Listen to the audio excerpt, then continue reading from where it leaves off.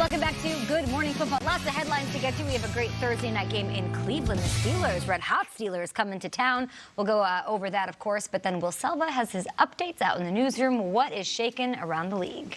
What's going on there, Kay and guys, on this Wednesday morning? Seahawks wide receiver Tyler Lockett remaining in a Bay Area hospital following the team's Monday night win over the 49ers, but only as a precaution. Now, head coach Pete Carroll believes the severe swelling in Lockett's leg should be a big problem going forward and should be ready for Seattle's next game in Week 12. NFL Network's Tom Pelissero reporting Lockett's injury was a very bad bruise that swelled a lot but did not require surgery.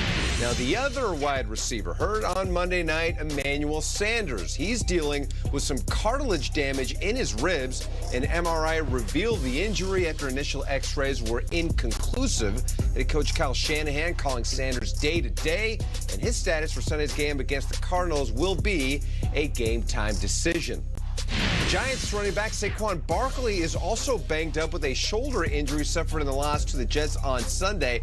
Barklay had a career-low 1 yard on 13 carries. Barklay will have time to recover on the bye week, but don't think for a second he's going to shut it down like some have suggested. The mindset of sitting me out and resting me for the rest of the season is beyond me. I do not agree with it, and it won't happen. I'm going to keep going until I can't go no more, and that's the type of player I am, and I'm going to do it for my teammates. All right, Saquon saying keep it going. Now, he can take solace in knowing this. Tony Dorsett, Adrian Peterson, Walter Payton, Marshall Faulk, and Emmitt Smith have all had at least one game with 10-plus carries and 6 or fewer rushing yards. So just something to think about as you guys discuss Saquon Barklay and his status moving forward.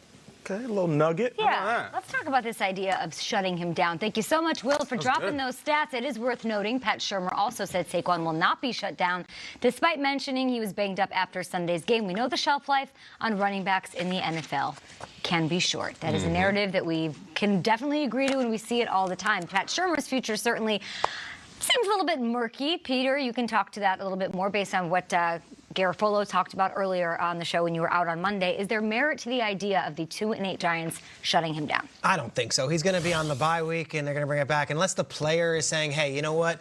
Load management, let me out here. I need a break because I'm." Not in this league, Peter. Not this league. Not in this. That's league. that other one. Not the sport you're watching. That's right, baby. Hashtag not us. Hey. Hashtag not us. When you turn on the NFL, you get your stars. Honestly, we manage the load. Unless it's like a Jalen Ramsey thing where these guys are like, I'm not going to play because I want to do something else and I want to be traded or I'm unhappy with my contract. Like, Saquon's a gamer. He's always been a gamer. So, hurt or not, is it wise to rest him for what? To me, there's only 16 games. He's your second overall pick. He's your star. He's your attraction. He's what fans are coming out to see. If Saquon breaks off one 80-yard run the rest of the way and the fans paid for tickets to see that and he wants to be out there, it's worth it. Some kids saw Saquon run for 80 yards. I don't see some long-term plan to rest him the final few weeks if his injury is not as serious. Maybe some kid could see the rookie quarterback throw for a touchdown. Can he throw one of those? Listen, where I come out on this, of course I love where Saquon comes from. You're not shutting me down. I'm all heart. I love that. I don't recognize him out there right now. Whether it was pass blocking, getting run over by Jamal, or he can't even get a yard. You know, Selva had that incredible stat about all these great running backs who've had the same stat line. I'd like to know if that was in their second season, or was it Tony Dorsett like with the Broncos at the end of his career? Because I think that matters.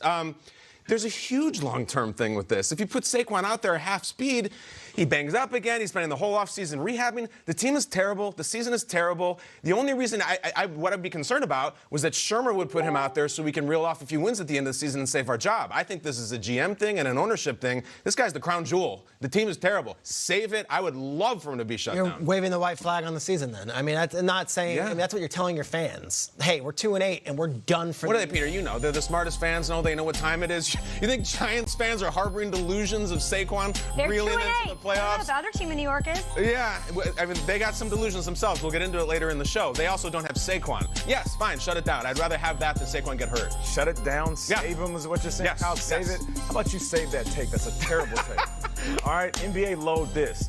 pay the superstars for them to play. Now, I need clarification on him being banged up. If he's banged up and he can't play, then yeah, sit him on the sideline. Let him sit at home and watch the game from his couch. He's saying he wants to play. He's not making excuses for why they're he's all talk. We love Saquon. 100%. I agree with you. And he's a company guy. He's going to do it the right way. There's a difference between being hurt and being injured. If his body is hurting, that's just like every other player in the league right now.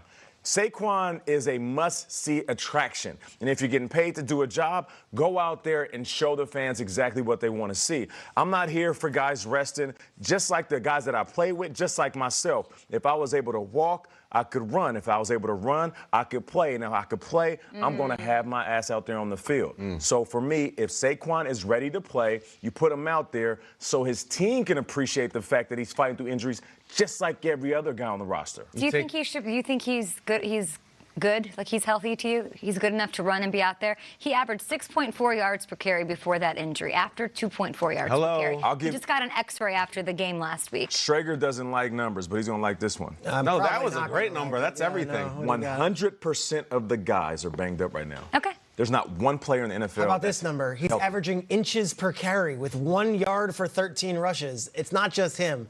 That team's a mess right now. He helps. Trust me. They need him. Nate, you're all man. 6 yards per carry. You're a tough guy. Look at you. I know. Trace, good hair day. I feel good. I'm liking your hair. Thank you. Well conditioned. Love it. So here's what happened. Mahomes was on the field. Speaking of maybe not being 100%, he jumps and throws the ball. This is how this went. Yeah. The kneecap looked all right. The fastest man alive. I tried saying it like Seth Rogen. It didn't really work. Perfect opportunity, though, for the long show coming up. And will James Conner suit up for Thursday Night Football? We've got a report from the Steelers. There's like 4 running backs on the bye that are top 10 backs. Look out. Not good.